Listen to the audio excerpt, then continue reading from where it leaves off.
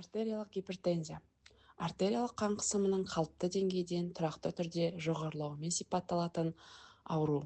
Қалыпты қан қысым 120-80 мм сынақ бағанасы деп есептеледі, ал 140-90 мм сынақ бағанасы және одан жоғары көрсеткіштер артериялық гипертензияның бар екенін көрсетеді. Бұл жүрек қан тамыр жүйесінің ең кең таралған ауруларының бірі.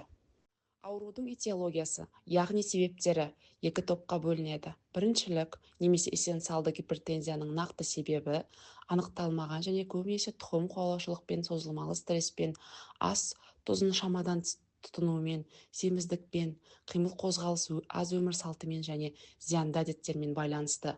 Екіншілік гипертензия бүйрек, эндокриндік жүйе, жүрек қан тамырлары ауруларында аясында дамиды. Клиникалық көрінісі әрдайым айқын бола бермейді. Көп жағдайда ауру белгілерсіз өтеді.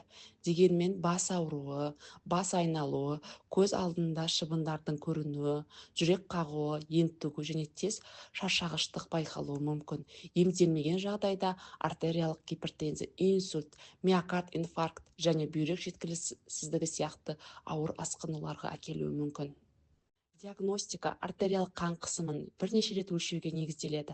Қосымша түрде электрокардиография, қан мен зәрдің зертханалық талдаулары, сондай-ақ жүрек пен бүйректің жағдайын бағалауда арналған тексерулер жүргізіледі. Артериялық гипертензияның емдеу кешенді түрде жүргізіледі. Ең маңызды кезең дәрі-дәрмексіз ем, оған да салмағын қалыпқа келтіру, ас тұзын шектеу, дұрыс тамақтану, тұрақты дене белсенділігі және темекі мен алкогольден бас тарту жатады. Бұл шаралар жеткіліксіз болған жағдайда дәрілік ем тағайындалады.